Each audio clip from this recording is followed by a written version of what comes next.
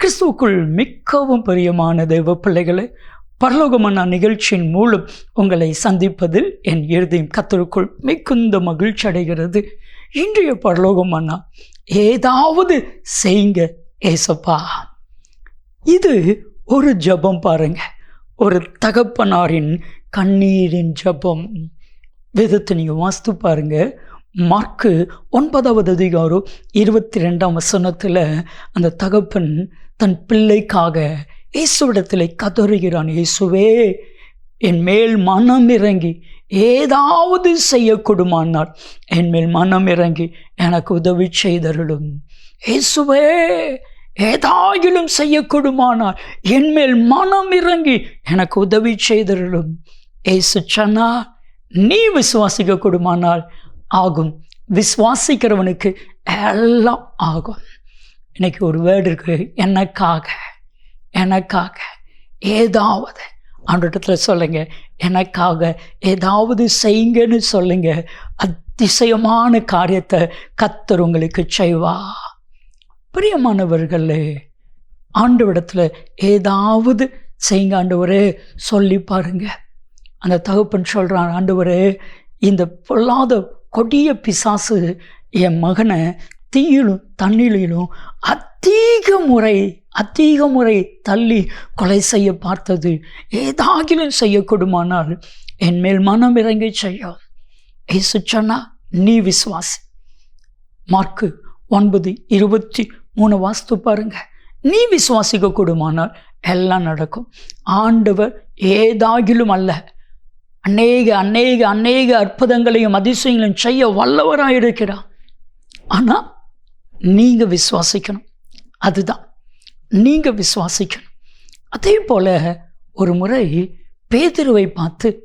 பேதுருவையும் யோவானையும் பார்த்து வாசப்படியில் இருக்கிற அந்த பிச்சைக்காரன் ஏதாகிலும் நீங்கள் வாசித்து பாருங்க.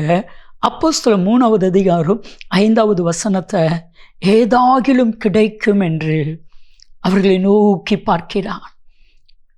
ஆனால் பேதுரு சொல்றாரு, என்கிட்ட ஏதாவது ஒன்று இல்லை, ஆனால் நசரேயனாகிய இயேசுவின் நாமத்தினால நீ எழுந்து நட. அற்புதம் நடந்துச்சு.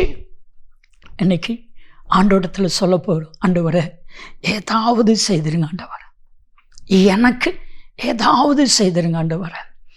மனுஷங்கிட்ட நம்ம சொல்லுவோம்ல, முடியலன்னா ஏதாவது செய்யுங்க. ஒரு நாள் ஒரு தாயார் கண்ணீரோட டாக்டரை பார்த்து சொல்கிறாங்க, ஏதாவது பண்ணுங்க டாக்டர். அவங்க மகன் 17 வயசு மகன் ஆக்சிடெண்ட் ஆயிட்டான். 7 வருஷத்துக்கு அப்புறம் பிறந்த ஒரே மகன் ஆக்சிடெண்ட் ஆயிட்டான். டாக்டர்கள் முடியாதுன்னு சொல்லும் பொழுது அந்த தாய் கண்ணீரோடு கத்தோரி கேட்ட ஒரு வார்த்தை, ஏதாவது செய்யுங்க டாக்டர். நான் போயிருந்தேன், அந்த தாயை பார்த்தேன். தன்னுடைய தங்க வலையில கலத்தி தூக்கி எறாங்க. எனக்கு எதுவுமே வேண்டாம் பிரதர், ஏசப்பா ஏதாவது செய்ய மாட்டாரா? என் மகனுக்கு ஏதாவது செய்ய மாட்டாரா? டாக்டருக்கு முடியாதுன்னு சொல்லிட்டாங்க. ஆனால் ஜெபிக்கும் பொழுது ஆண்டவருடைய கிருபையினால் அவன் கண்களை திறந்து பார்த்தான். அவனுக்கு ஜீவனை கத்தர் கொடுத்தா. அந்த தாய் கதறின கதறல், ஏதாவது செய்யுங்க இயேசுவே. நிச்சயம் ஆண்டவரிடத்தில் சொல்லுங்க, ஏதாகிலும் செய்யுங்க ஆண்டவரே, எனக்கு ஒரு அற்புதம் நடக்கணும் சொல்லி பாருங்க. நிச்சயமா ஆண்டவர் பெரிய காரியத்தை செய்வார்.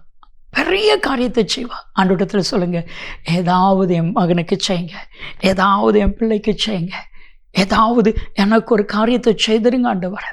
நிச்சயமா நீங்கள் நினைச்சு பார்க்கறதுக்கு மேலான காரியத்தை கர்த்தர் உங்களுக்கு செய்வா. அந்த தகப்பனாருக்கு மனம் இறங்கி அந்த பிசாசை விரட்டினது போல உங்களுக்கு மனம் இறங்கி அற்புதத்தை செய்வா. ஜெபிக்கலாமா? அன்பின் தகப்பனே, நாங்கள் எல்லாரும் உம்மை நோக்கி பார்க்கிறோம். ஏதாகிலும் செய்யக்கூடுமானால் எங்கள் மேல் மனம் இறங்கி எங்களுக்கு உதவி செய்தருளும். நீர் அப்படி செய்கிறதற்காய் உமக்கு கோடான கோடி ஸ்தோத்திரம். இயேசு கிறிஸ்துவின் நாமத்தில் ஜெபிக்கிறோம் ஜீவனுள்ள பிதாவே, ஆமென். கர்த்தர் பெரிய காரியத்தை செய்வா. நன்மையும் கிருபையும் ஆசீர்வாதங்களும் நிச்சயமாக உங்களை தொடரும்.